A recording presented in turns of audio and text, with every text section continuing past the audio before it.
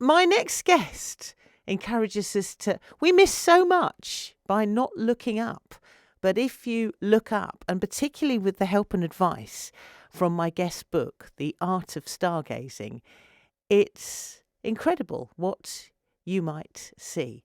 So Aderin-Pocock is a space scientist and presenter of The Sky at Night, and she will be talking locally very soon. She's going to be at the Petworth Festival on the 5th of November at 6:00, and I'm delighted to welcome her onto the programme. Thank you so much for joining us on the show today. It sounds simple advice, doesn't it? But obviously it's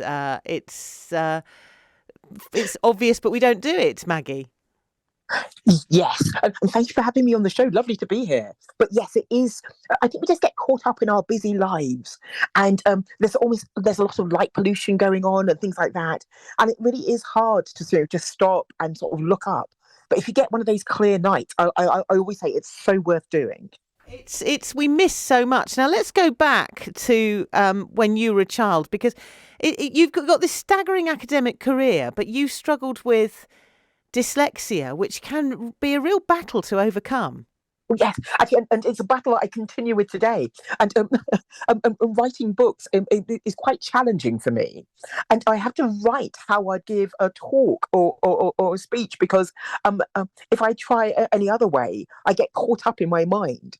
But yes, dyslexia was a challenge for me, especially when you first start out at school, because that's when it's all about reading and writing, and those are the things that dyslexics find very hard.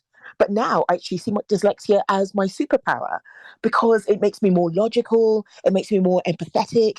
I'm better at storytelling because of my dyslexia. And so there's a yin and the yang with dyslexia. But when you first start out at school, it's sort of I know my youngest son has very severe dyslexia, and the problem is that sometimes you're just written off. So he'd come home with reports saying failing to meet national expectations, but actually when you analyse how his mind works, he had brilliance in other areas that just weren't recognised at school, and I suspect that it was fairly similar for you as well. Yes, my other challenge is I went to 13 different schools when I was growing up. And sometimes when I say this to the kids I go and speak to, they say, "Goodness, how naughty were you?" Like, no, it wasn't like that. My parents split up when I was about 4, so I went to sort of sometimes I was with my mum, sometimes I was with my dad. But I think this is the challenge that I faced as well. That they don't see your creativity and all the things that you're good at. They just sometimes mark you on the harder stuff, like the reading and writing. But there is lots of research to say that with AI coming in and things like that, please tell your son that because with AI, dyslexics think the way AI doesn't. And so where other people might be losing jobs in the future, us dyslexics will rule the world later. Did you pass that on to him? I will pass that. I would be delighted to hear that he's going to rule the world. And Maggie, you go into schools and you try and pass on sort of your love of science and your in particular, I'd imagine, sometimes still women don't consider a career in science. Yes, and it is still a challenge. Things have got a little better, but we need to move faster. And I think there's a number of different reasons for this. In the past, I think there were some people in the scientific community who sort of were, but it's not women don't do science. But I think those dinosaurs are getting more and more extinct now. But I think also in terms of society, people don't see good representation of women in science. I went to a school a number of years ago, and they had sort of the greater and the good of science portraits on the wall. So Stephen Hawking's, Isaac Newton. They even had Professor Beaker from the Muppets, but they didn't have one female scientist. So the girls say, well, women don't do science. Oh, that's unbelievable, isn't it? The Muppets represented, but not women. Was it so for you? Was there always a love of science as you were growing? And what sort of engaged you? Where did you become so fascinated by stargazing? Yes. Well, for me, space and stargazing went hand in hand. And I can't remember a time when I wasn't interested. I think I heard about sort of things like the moon landings, the clangers played a major role. I fell in love with the clangers, and they lived out in space. So I think as a little girl, when I was looking up, I was trying to find the clangers. But then later on, and it finds me to Star Trek, which also talks about what we call exoplanets now. The Star Trek team were traveling, from different solar systems, meeting the aliens, and what we're doing now is detecting the planets that go around these stars. And so all of these sort of it was almost like the myths and legends, sort of the stories from TV, the science fiction, sort of made me want to get closer to the stars.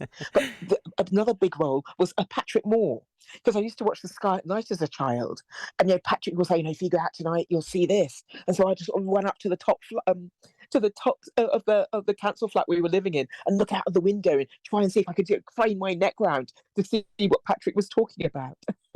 And it's a point that comes in from Peter of Port Stage. He says he lived in Ringmer and there were no street lights there. So of course, if you've got no street light, he says I could see the Milky Way overhead. And this is the problem, isn't it? With more lighting, you don't get the same kind of visual impact that you do in very, very dark areas.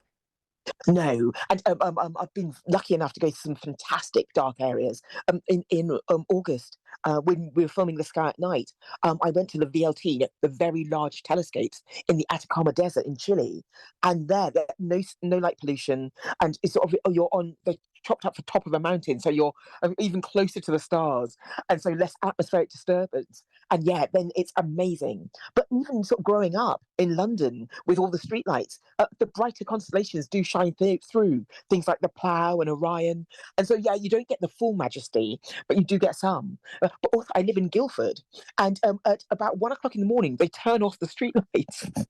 And so, as a power saving sort of exercise.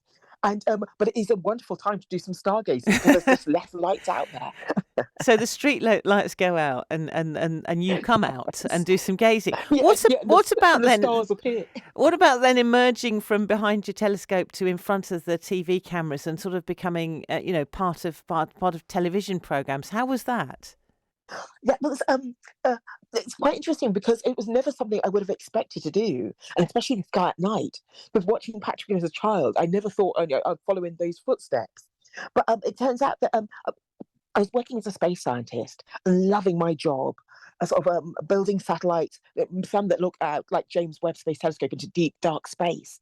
But most of the satellites I was working were helping us understand climate change, sort of getting a better understanding of our planet. But the problem was I couldn't recruit anybody into space science. And so that's when I started going out and doing sort of school talks. But it turns out that if I can do a television program about sort of space and astronomy, I can get a much wider audience. And so I remember, I think my first one was an interview on BBC News.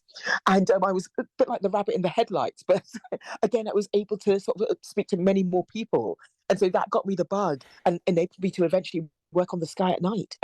And you're obviously passionate about passing on your love of stargazing onto other people. And what I love about your book is its simplicity. So sometimes I think we're sort of scared of science because it can be presented in a language that a lot of us don't understand. But this is a nice, straightforward guide that makes it easy. Oh, thank you. Actually, you cannot give me a better compliment, because as a science communicator, I think we have a responsibility as scientists to make science accessible. And I think often we can sort of describe things in, when we're speaking to each other, we go into sort of the jargon. But I think in any sort of discipline, people do that. But when we're speaking sort of with a general public, it's nice to make it accessible and sort of so that everybody can share in the sense of wonder and sort of behold some of the amazing things that are going on. So I love that, and thank you. As I say, I can't have a better compliment. And you're bringing your expertise. This is such a lovely event. They get some great speakers at Petworth. You're talking at St Mary's Church, Sunday the 5th. I still can't quite believe we were in November, but we are. So that is this coming Sunday, the 5th of November. And sort of discussing the book and your love of science. Yes, and it's again a lovely opportunity. So that's one of the things I really enjoy, sort of being in front of a live audience. So I'll talk for a while, and then we'll sort of take questions at the end. And I don't know if it's going to be a clear night, but we might step outside afterwards and sort of check out what's out there. It's also bonfire night, so I'm competing with the fireworks.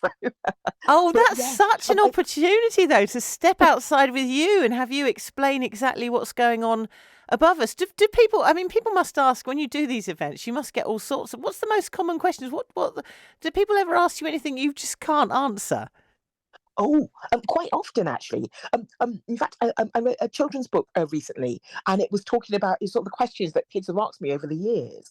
But one of the often I get asked a question like, how did the universe begin? And we talk about the Big Bang, but people say what came before the Big Bang.